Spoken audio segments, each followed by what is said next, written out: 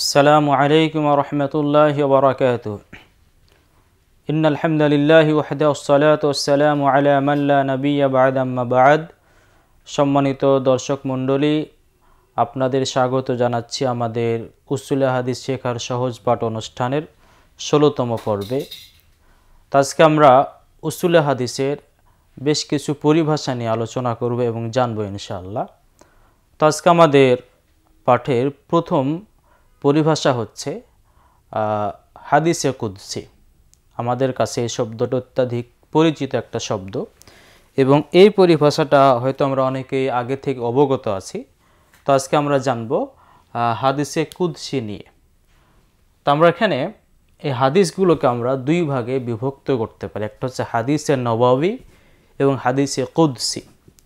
তো কুদস মূলত এটা হচ্ছে আল্লাহ তাআলার একটা গুণ।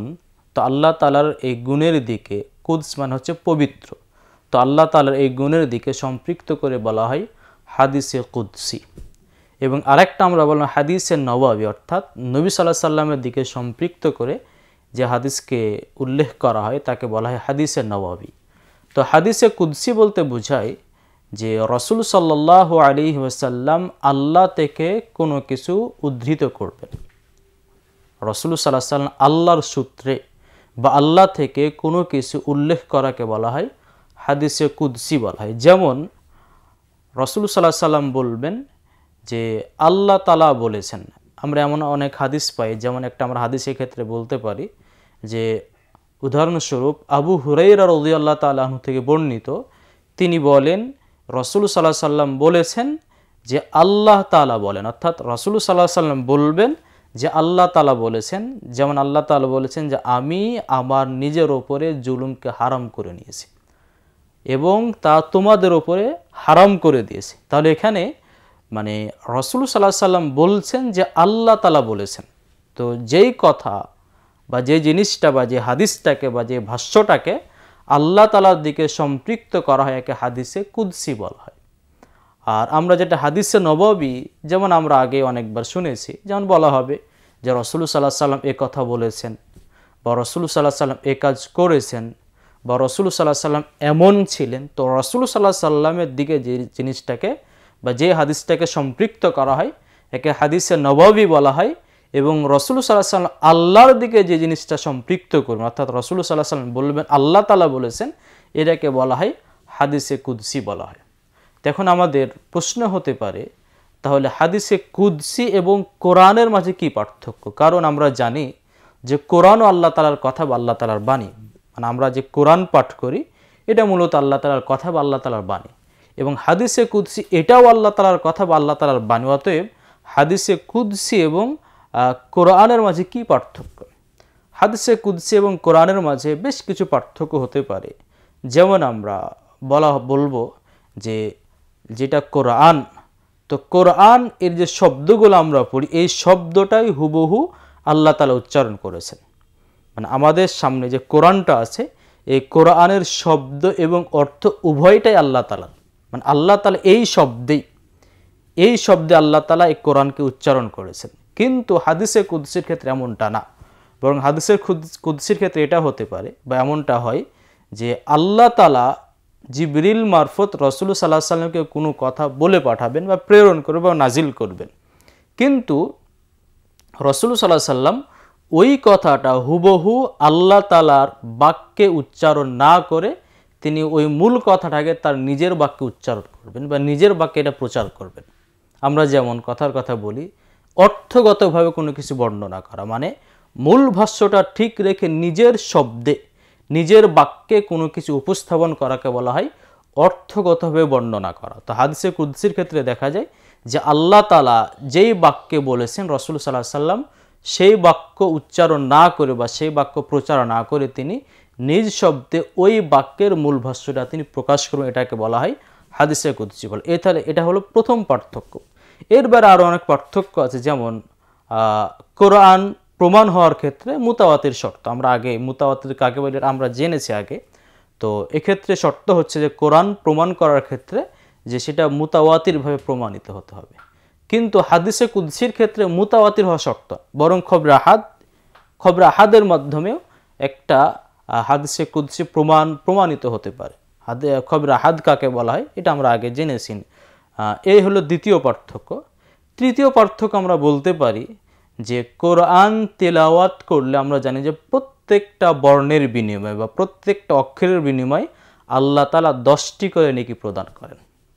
যদি কেউ কোরআন পাঠ করে তবে কোরআন পাঠ করার কারণে প্রত্যেকটা বর্ণের বিনিময়ে আল্লাহ তাআলা 10টা করে নেকি প্রদান করবেন। কিন্তু হাদিসে কুদসির ক্ষেত্রে আল্লাহ তাআলা প্রত্যেকটা বর্ণের বিনিময়ে নেকি প্রদান করবেন না। এ হচ্ছে তৃতীয় পার্থক্য। এরপর আমরা চতুর্থ একটা পার্থক্যের কথা বলতে পারি যে কোরআন শব্দগতভাবে মুআজিজা, মানে কোরআন পরিবর্তন করবে কেউ, এটা কারো পক্ষে সম্ভব না। বা কোরআনের নামে কেউ কোনো কিছু প্রচার করবে এটা কোনোভাবে সম্ভব না। অর্থাৎ কোরআন এটা একটা আল্লাহ তাআলার পক্ষ থেকে মুআজিজা, এটাকে কেউ বিকৃত করা, পরিবর্তন করা, পরিবর্ধন করা বা এর ভিতরে কোনো কিছু সংযোজন বিয়োজন করা কারো পক্ষে সম্ভব না। আল্লাহ তাআলা এই কোরআন অবতরণ করেছেন এবং কোরআন সংরক্ষণ করার হেফাজত তিনি নিজেই নিয়েছেন। কিন্তু হাদিসে কুদসি মুআজিজা না, মানে হাদিসে কুদসি অনেকে রচনা বানাতে পারে, অর্থাৎ এটা বলতে পারে, মানে একটা হাদিস রচনা করে, একটা হাদিসে কুদসি রচনা করে এটা বলে দিতে পারে যে এই কথাটা আল্লাহ তাআলা বলেছেন। তো হাদিসে কুদসি এটা মুআজিজা না। তার এর বাইরে আরও বেশ কিছু পার্থক্য রয়েছে, তবে এ হচ্ছে মৌলিক আমরা 4টা পার্থক্যের কথা বললাম কোরআন এবং হাদিসে কুদসির মাঝে। এরপরে আমরা আরেকটা পরিভাষা জানবো, সেটা হচ্ছে মারফু। এই পরিভাষাটার সাথে অনেকে আমরা পরিচিত হয়তো। তো উসুলে হাদিসের আরেকটা পরিভাষা হচ্ছে মারফু। তো মারফু বলতে বোঝায় যে রাসূল সাল্লাল্লাহু আলাইহি সাল্লামের দিকে যা কিছু সম্পৃক্ত করা হয়। রাসূল সাল্লাল্লাহু আলাইহি সাল্লাম এই কথা বলেছেন, বা রাসূল সাল্লাল্লাহু আলাইহি সাল্লাম অমুক কাজ করেছেন, বা রাসূল সাল্লাল্লাহু আলাইহি সাল্লাম এভাবে তিনি শুয়েছেন, বা এভাবে তিনি চলেছেন, বা এভাবে তিনি হেসেছেন। তো মোট কথা হচ্ছে রাসূল সাল্লাল্লাহু আলাইহি সাল্লামের দিকে যা কিছু সম্পৃক্ত করা হয় একে হাদিসে মারফু বলা হয় বা মারফু হাদিস বলা হয়। তাহলে আমরা এখানে বলতে পারি মারফু হাদিস বলতে বোঝায় যে রাসূল সাল্লাল্লাহু আলাইহি সাল্লামের দিকে বা সাথে যা কিছু সম্পৃক্ত করা হয়। এরপরে আমাদের আরেকটা পরিভাষা হচ্ছে মাওকুফ। তাহলে আমরা এখানে আমাদের তৃতীয় পরিভাষা হচ্ছে মাওকুফ। তো মাওকুফ বলতে বোঝায় যে যা কিছু সাহাবীদের দিকে সম্পৃক্ত করা হয়। যেমন আমরা বলবো, কথার কথা আমরা বলতে পারি যে আবু বকর রাদিয়াল্লাহু তাআলা আনহু এই কথা বলেছেন, বা আবু বকর এই কাজ করেছেন, বা উমার এমন একটা ফয়সালা করেছেন, বা উমার এমন কথা বলেছেন। তার মানে হচ্ছে যে সাহাবীদের দিকে যা কিছু সম্পৃক্ত করা হয় একে মাওকুফ হাদিস বলা হয়। তাহলে আমরা এখানে জানলাম যে মাওকুফ হাদিস বলতে বোঝায় যে যা কিছু সাহাবীদের দিকে সম্পৃক্ত করে। এখন আমাদের প্রশ্ন হতে পারে সাহাবী বলতে কি বোঝায়? তো এখানে সাহাবীর বেশ কিছু পরিচয় রয়েছে, বা সাহাবীর সংজ্ঞা বিভিন্নভাবে দেওয়া হয়েছে। তবে এক্ষেত্রে সর্বাধিক প্রসিদ্ধ সংজ্ঞা এবং সর্বাধিক গ্রহণযোগ্য সংজ্ঞা বা পরিচয় হচ্ছে যা ইবনে হাজার আসকালানী রাহিমাহুল্লাহ দিয়েছেন। তো তিনি বলছেন যে সাহাবী হচ্ছেন তিনি। তাহলে এখানে আমরা জানব সাহাবী বলতে কি বোঝায়। তো তিনি বলছেন যে সাহাবী হচ্ছেন যে যিনি রাসূল সাল্লাল্লাহু আলাইহি সাল্লামের সাথে সাক্ষাৎ করেছেন ঈমানদার অবস্থায়। তাহলে যিনি আমরা বলতে পারি রাসূল সাল্লাল্লাহু আলাইহি সাল্লামের সাথে সাক্ষাৎ করেছেন ঈমানদার অবস্থায়।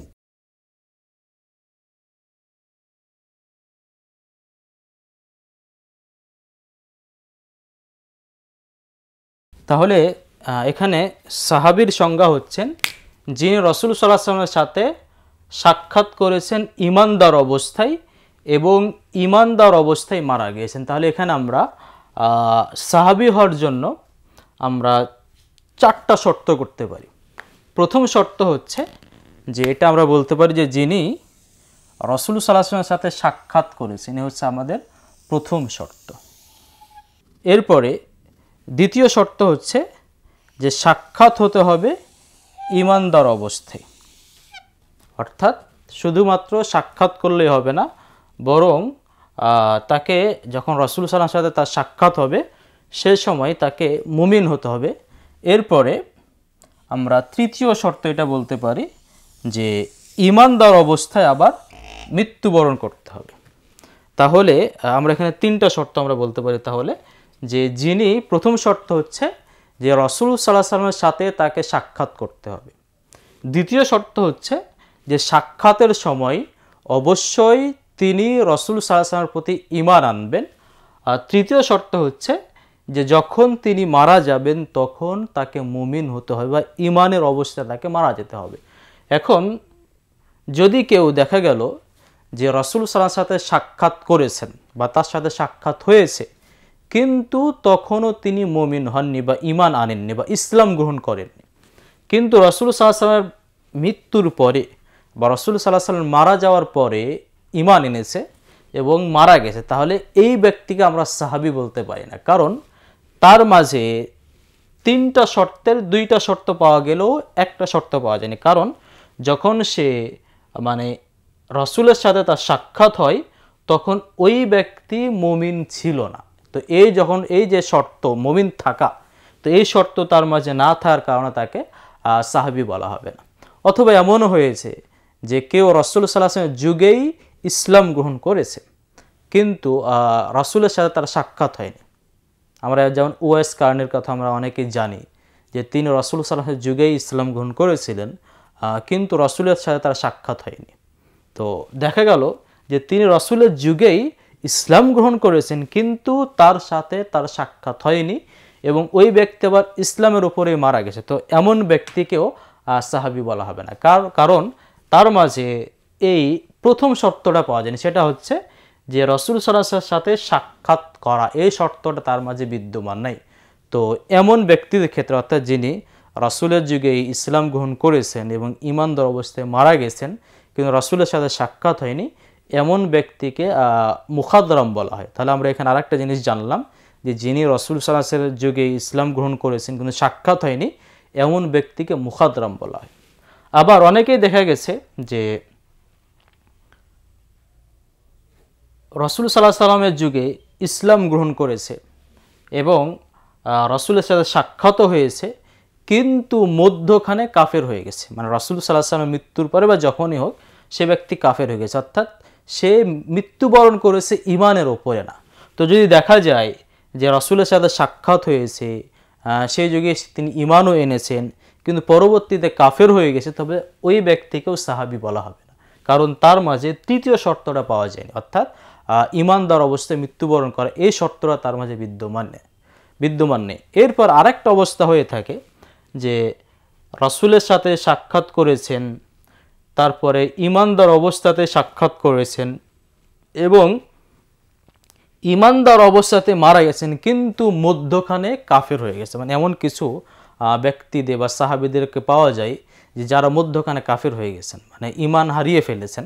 তো যদি এমন হয় যে রাসূলের ওপর ঈমান এনেছেন এবং তার সাথে সাক্ষাৎ করেছেন ঈমানদার অবস্থায় এবং পরবর্তীতে ঈমানদার অবস্থায় মারা গেছেন কিন্তু মধ্যখানে ঈমান হারা হয়ে গেছেন, যদি এমনও হয় তবে তাকে সাহাবী বলা হবে, কারণ তার মাঝে হচ্ছে এই তিনটা শর্ত পাওয়া গেছে, অর্থাৎ রাসূলের সাথে সাক্ষাৎ করা, তারপর ঈমানদার অবস্থায় সাক্ষাৎ করা এবং ঈমানদার অবস্থায় মৃত্যুবরণ করা। তাহলে আমরা এখানে সাহাবী বলার জন্য আমরা তিনটা শর্ত পেলাম। প্রথম শর্ত হচ্ছে যে রাসূলের সাথে তার সাক্ষাৎ হতে হবে, দ্বিতীয় শর্ত হচ্ছে যে ঈমানদার অবস্থায় রাসূলের সাথে সাক্ষাৎ হতে হবে এবং তৃতীয় শর্ত হচ্ছে যে ঈমানদার অবস্থায় তাকে মারা যেতে হবে। তাহলে আমরা এখানে মাওকুফ হাদিস বলতে আমরা পেলাম যে যেই কথা বা যে কাজ বা যে বিষয়টা কোনো সাহাবীর দিকে সম্পৃক্ত করা হয় একে মাওকুফ হাদিস বলা হয়। এরপরে আমরা আরেকটা বিষয় জানব পরিভাষা, সেটা হচ্ছে মাকতু। তো উসুল হাদিসের আরেকটা প্রসিদ্ধ পরিভাষা হচ্ছে মাকতু। তো মাকতু বলতে বোঝায় যে যেই জিনিসটা বা যেই বিষয়টা মানে সাহাবী ছাড়া তাবিদের দিকে বা তার পরবর্তী স্তরের কারো দিকে সম্পৃক্ত করা হবে। তাহলে আমরা মাকতু বলতে জানতে পারলাম যে যেই বিষয়টা বা যেই জিনিসটা তাবিঈ বা তাদের পরবর্তী কারোর সাথে সম্পৃক্ত করা হবে।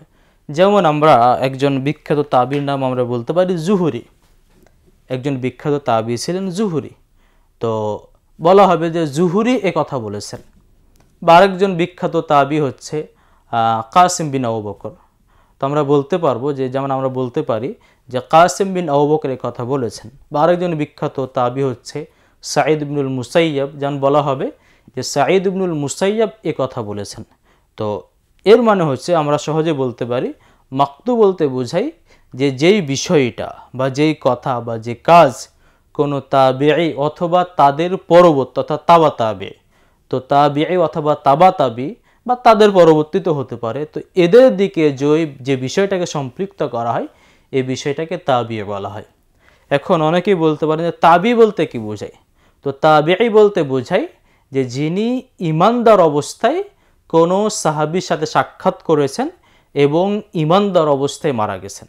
তাহলে আমরা এখানে তাবি বলতে আমরা পেলাম যে যেই ব্যক্তি সাহাবীর সাথে সাক্ষাৎ করেছেন, তাহলে প্রথম শর্ত হচ্ছে তাকে কোনো সাহাবীর সাথে সাক্ষাৎ করতে হবে। দ্বিতীয় শর্ত হচ্ছে যে যখন তিনি সাহাবীর সাথে সাক্ষাৎ করবেন সে অবস্থায় তাকে ঈমানদার হতে হবে, অর্থাৎ তিনি মুমিন হবেন। এ হলো দ্বিতীয় শর্ত। আর তৃতীয় শর্ত হচ্ছে যে যখন তিনি মারা যাবেন তখন তিনি ঈমানদার অবস্থায় মারা যাবেন। তো এই যদি তিনটা শর্ত কোনো ব্যক্তির মাঝে পাওয়া যায় তবে সেই ব্যক্তিকে তাবিঈ বলা হয়। এরপর তাবা তাবি বলতে বোঝায় যিনি কোনো তাবির সাথে সাক্ষাৎ করেছেন। আমরা অনেকে শুনেছি একটা পরিভাষা তাবা তাবিঈ। তো তাবা তাবি বলতে বোঝায় যে যিনি কোনো তাবির সাথে সাক্ষাৎ করেছেন তাকে তাবা তাবি বলা হয়। তাহলে আজকে আমাদের যে 16তম পর্ব, আমরা 16তম পর্বে আমরা মৌলিকভাবে আমরা 4টা বিষয় জানলাম। প্রথম বিষয় হচ্ছে হাদিসে কুদসি। তো হাদিসে কুদসি বলতে আমরা পেলাম বা আমরা জানতে পারলাম যে যেই কথাটা আল্লাহ তাআলার দিকে রাসূল সাল্লাল্লাহু আলাইহি সাল্লাম সম্পৃক্ত করেছেন একে বলা হয় হাদিসে কুদসি বলা হয়। এরপর আমরা দ্বিতীয় বিষয় জানলাম মারফু হাদিস। তো মারফু হাদিস বলতে আমরা পেলাম যে যেই বিষয়টা রাসূলের দিকে সম্পৃক্ত করা হয় একে মারফু হাদিস বলা হয়। এরপরে তৃতীয় আরেকটা বিষয় জানলাম মাওকুফ। তো মাওকুফ বলতে বোঝায় যে যেই বিষয়টা কোনো সাহাবীর দিকে সম্পৃক্ত করা হয় তাকে মাওকুফ বলা হয়। এরপরে চতুর্থ বিষয় আমরা জানলাম মাকতু। তো আমরা মাকতু বলতে আমরা পেলাম যে যেই বিষয়টা কোনো তাবিঈ অথবা তাদের পরবর্তী কারো দিকে সম্পৃক্ত করা হয় তাকে মাকতু বলা হয়। আশা করি আমাদের কাছে বিষয়টি স্পষ্ট হয়েছে। আজকে আমাদের 16তম পর্ব এখানে শেষ করছি। ইনশাআল্লাহ আমাদের 17তম পর্বে অন্য কোনো বিষয় নিয়ে আলোচনা হবে। সে পর্যন্ত আপনারা আমাদের সাথেই থাকবেন এই আশা ব্যক্ত করে আজকে আমাদের আলোচনা এখানে শেষ করলাম। ওয়া আখিরু দাওয়ানা আনিল হামদুলিল্লাহি রাব্বিল আলামিন। আসসালামু আলাইকুম ওয়া রাহমাতুল্লাহি ওয়া বারাকাতুহু।